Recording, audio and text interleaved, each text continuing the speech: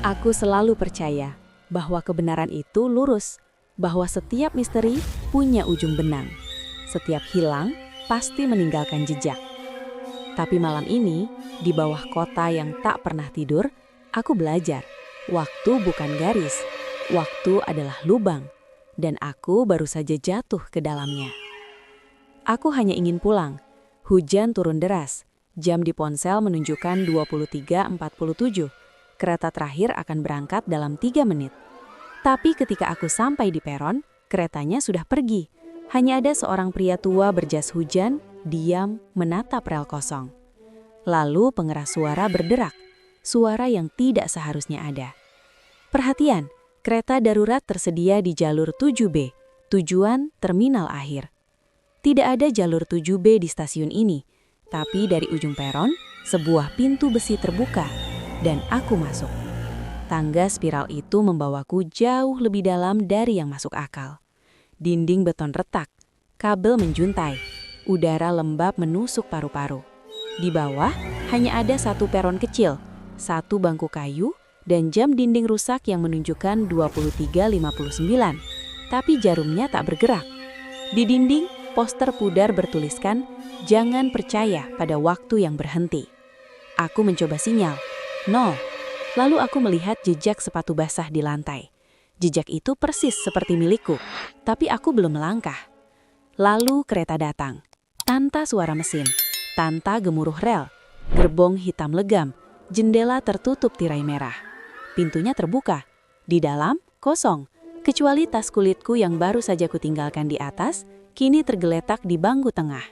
Aku naik, dan kereta bergerak. Tapi bukan maju, melainkan mundur. Layar ponselku berubah. 12 Januari, 11 Januari, 10 Januari. Foto-fotoku menghilang.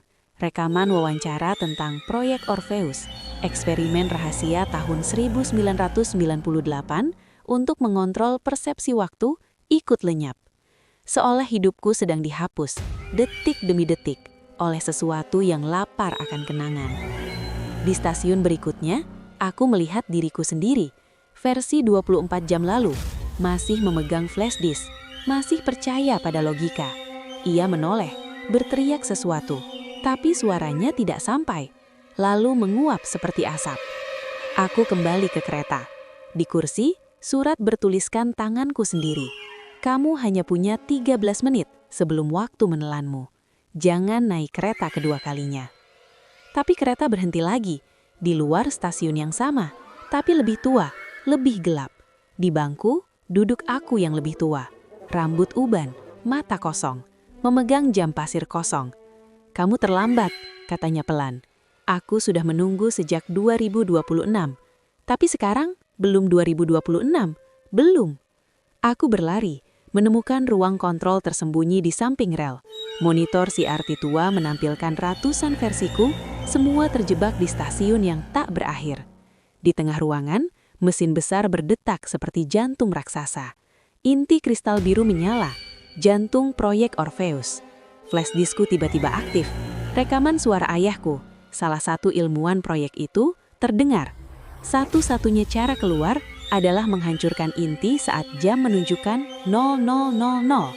Tapi kamu harus rela lupa. Semua yang kau selidiki, semua yang kau cintai. Jam di stasiun mulai bergerak.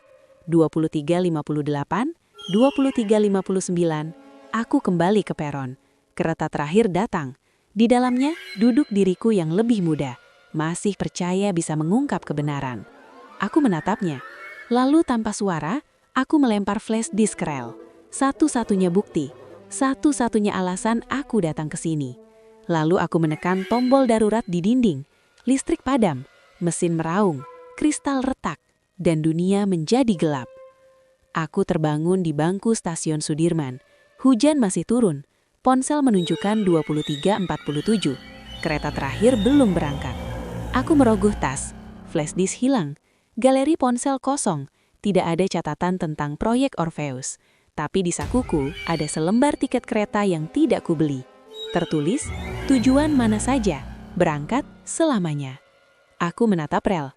Di kejauhan bayangan kereta hitam melintas, tanpa suara. Aku tidak naik. Aku berjalan pulang. tapi setiap langkah terasa seperti melawan arus waktu. Beberapa kebenaran terlalu berat untuk diingat, tapi terlalu penting untuk dilupakan. Aku tidak tahu apakah aku selamat, atau hanya dipindahkan ke lingkaran berikutnya. Yang ku tahu, jam di pergelanganku kini berdetak 1 kali lebih lambat dari detak jantungku. Dan mungkin itu cukup untuk hari ini, untuk detik ini, untuk nafas ini. Karena kadang, bertahan bukan berarti menang, tapi tetap sadar bahwa kau masih hidup meski waktu berusaha membuatmu percaya sebaliknya.